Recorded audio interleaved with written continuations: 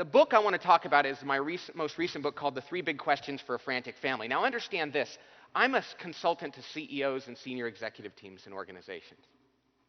So this is a book I wrote somewhat by accident. But in my work with, and I started my company 11 years ago this month, and my twin boys are 10 and a half years old, and I have a 6-year-old and a 2.5-year-old, all boys. So my family life and the company and the consulting firm I started have occurred at the same time.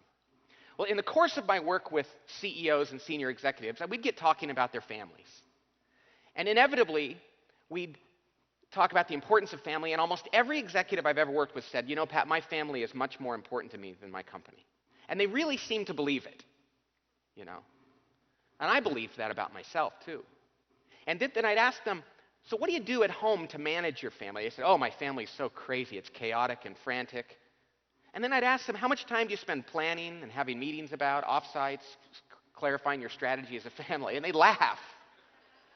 You know, who does that? And then it occurred to me that the family is an organization, the most important organization in our lives. And yet, wherever we work, whether it's a church or a company or a school, we spend time planning and having offsite meetings and strategy sessions and clarifying our values and doing everything we can to maximize the output of our organizations. And at home, we just wing it. And it occurred to me also that probably we're not using the resources God gave us to the fullest extent that we can. It begs the question, why? Why would we abdicate responsibility for managing our families if we manage every other organization we're involved in? And I think it's because of that horrible thing you've probably heard about called unconditional love. You see, if we don't manage our work, we can get fired. We don't manage our finances, we can lose our money. But we're not going to get fired from our family, right? They're going to love us no matter what. So we've kind of come to accept that if life is a little bit chaotic, well, the family down the street's just as chaotic as we are. And who does that kind of stuff? I'm not going to be the dorky family that has an offsite meeting and, you know, gets out the whiteboard. And they're going to love me no matter what, so I'm just going to give myself a break on this one. Well, as my family started to grow, one day I came home, and I'm pretty sure I said this to my wife. I wrote this in the book, in the fiction I wrote. I think I said to my wife, you know, if my clients ran their organizations the way we run this family, they'd go out of business. She didn't really like that very much. But the truth is, it made me think, what is it that my clients do that I help them figure out how to do that you could apply at home? And certainly not everything we do in our businesses applies at home. I can't fire your children or your spouse or anything like that. And there's a lot of things that don't apply. But there are some definite concepts from the world of work when it comes to creating healthy organizations that can help us have healthier families. And that's what I want to go over today, the three big questions. Before I do, though, let me just say this. The only way for us to get better at stewarding the resources God gave us, our families, whether our families we're empty nesters or we're just starting a family or we don't have kids, no matter what's going on in our family, the only way we can properly steward these resources is if we create greater context for our families. Context is what we lack. And without context, ladies and gentlemen, we experience great guilt.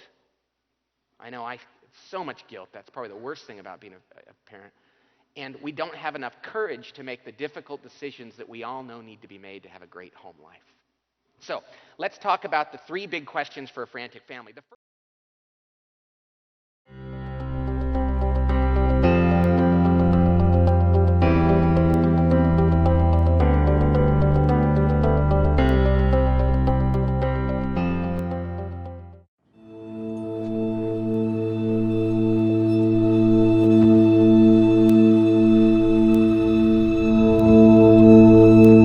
At the height of my career, which was about just a little over a year ago, I was the president of a Japanese multinational company in the Philippines. I felt successful, having been in the leadership position. And of course, earning much. But unfortunately, though, that took so much time away from family.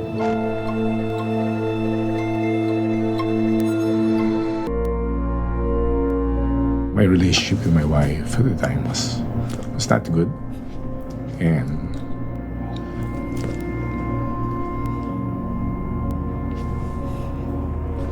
just not good. I mean, we almost separated at the time.